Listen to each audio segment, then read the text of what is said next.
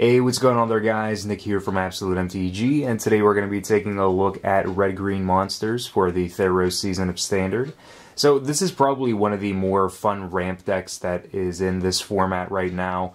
Red-green is really awesome because you get to ramp into big creatures like Ruric, Thar, and Arbor Colossus very early on before your opponents can deal with them, and you can also ramp into big planeswalkers like Garruk, Caller of Beasts, and then you can just snowball the game to the point where you have so much that your opponent can't deal with. So before we get started, the deck list is down below where you guys can check it out in the description. There's also a deck list via TappedOut.net in the description as well where you guys can check it out. So you can take a look at the deck list on there, and you can scroll over the names of the cards with your cursor, and it'll pop up a image of the card so you can read what it does in better detail. So to get started, we do have mana dorks in this deck. We are playing 12 of them. We have 4 Elvish Mystic, 4 Sylvan Caryatid, and 4 Voyaging Satyr.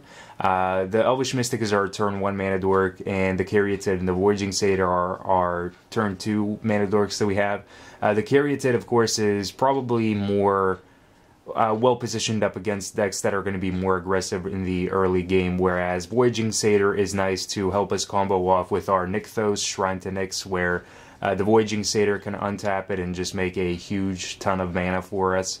And the way that we are going to get a massive amount of mana off of that devotion is that we're going to be running cards like Burning-Tree Emissary, Boon Satyr, Polukranos, and Arbor Colossus in the earlier turns. So on top of the mana dorks that we're playing, the Burning-Tree Emissary is going to provide to be like a free card on our turn 2 or even sometime later, like turn 3 if we have a temple or something like that, like Temple of Abandon, and we can't do Burning-Tree on our second turn. But Burning-Tree, if we can chain like 1 or 2 of those into like a Caryatid or a Voyaging Satyr, we're already on the right course to be able to do a whole lot of stuff that our opponent probably can't deal with. But the Burning-Tree is a easy way to overwhelm slower decks in the early game as well, just because you're going to have those 2/2 bodies on the field that are going to be attacking, and outside of what big threat you could play.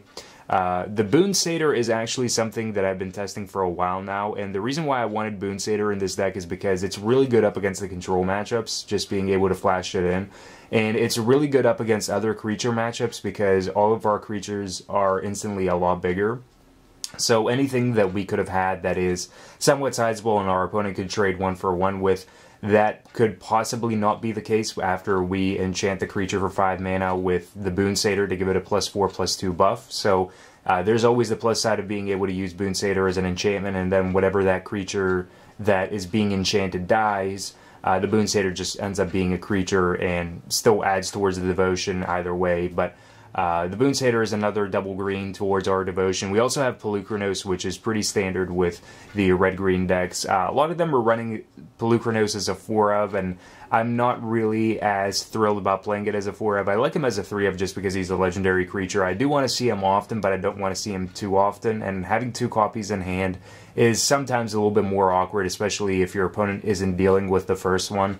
It's definitely great having that Polukranos out there, but not being able to cast the second one is just a little bit awkward. But the monstrous on it is great, being able to deal with a ton of creatures that your opponents have, like a ton of smaller creatures. Of course, we're not running the Ambush Viper in the sideboard. Our sideboard is down here, by the way.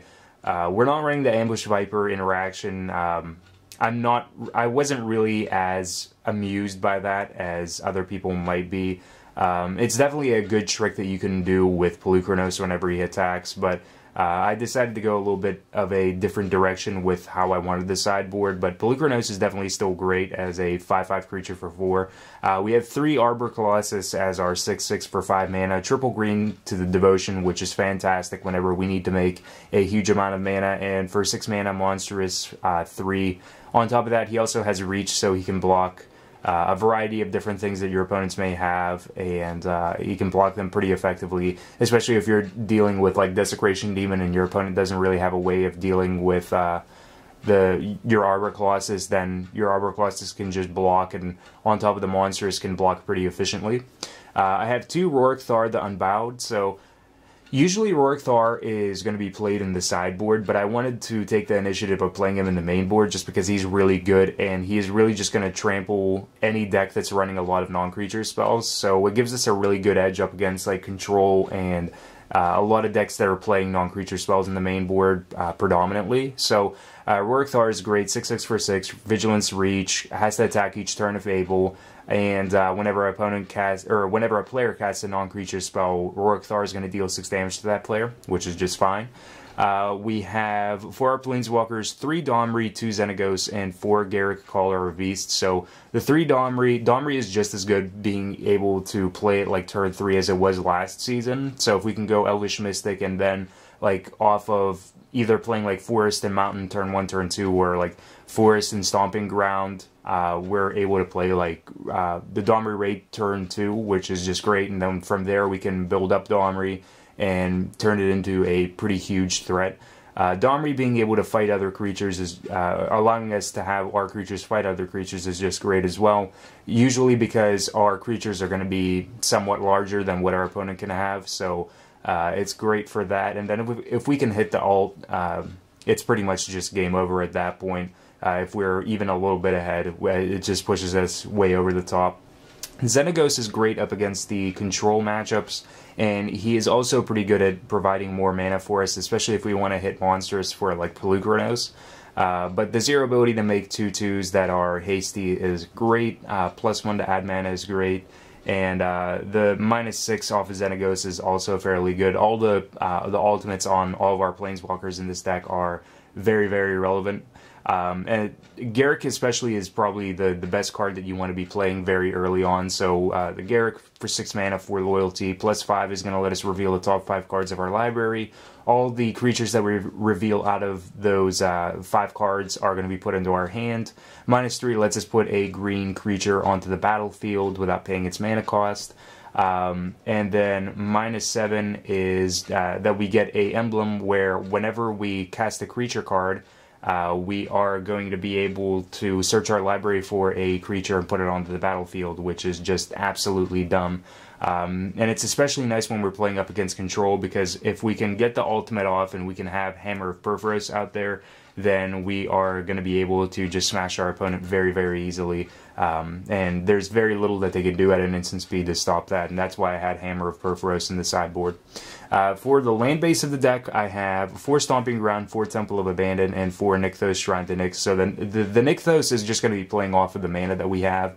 And when it comes down to playing this deck, it's just basically looking at what you could produce with what mana and what you can produce out of the devotion, and ultimately trying to maximize on the amount of mana that you can make in one turn and how efficiently you can do it. For our basic lands, I have 9 forests and 2 mountains. And then for the sideboard of the deck, I have 4 Mistcutter Hydra, 4 Nylea's Disciple, 3 Mizzium Mortars, 2 Destructive Revelry, and 2 Hammer of Purphoros. I'm not as worried about the mirror match as I probably am of Control. Control is a far worse matchup, but outside of Control in the mirror match, every other matchup that we have is very, very well positioned for us. But even against Control, we do have a edge because we do get to play Mistcutter Hydra, Hammer of Purphoros, and Destructive Revelry. So the Destructive Revelry is for detention spheres that our opponents have. Hammer of Purphoros just makes everything have haste for us, and it's also going to turn our lands into 3/3 colorless Golem enchantment artifact creature tokens. So we have the 3 mana tap, sack a land, and make a 3/3 that has haste, which is just fantastic. Opponents are going to be very likely to get rid of the hammer as soon as possible. They are going to want to detention sphere it as soon as possible, which the more detention spheres they use on cards like Hammer of Purphoros, the less they have for cards like Garruk and the such. So we can easily just use Destructive Revelry to get back our hammer, but hammer is quite good.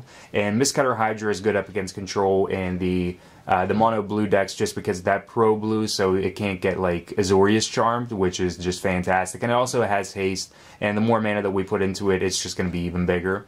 Mizzium Mortars is for the creature-based matchups, mainly just like the smaller creature-based matchups like Red Deck Wins, Red Sly, those types of decks, red-white aggro, red-black aggro, those types of decks, Mizzium Mortars just smashes them, especially because we can build up a huge amount of mana really early, so that overload is very likely to be cast far earlier than our opponent's going to be expecting it. And then Nylea's Disciple is for those aggro matchups where they're just trying to get us as quickly to 0 as possible.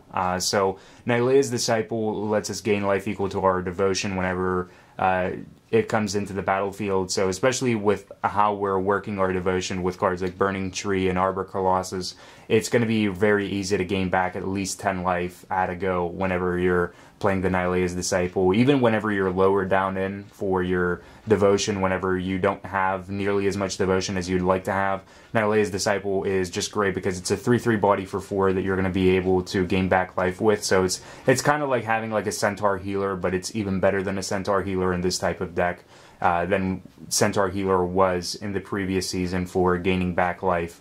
So that is the deck tech that we have here. So like I said, the entire deck list is in the description below and on TappedOut.net, and the link down in the description below. If you guys enjoyed this video, I would appreciate it if you like this video and subscribe to the channel for more Magic the Gathering content. And be sure to check out the other links in the description, such as my Facebook and Twitter page. Until next time, guys, peace out.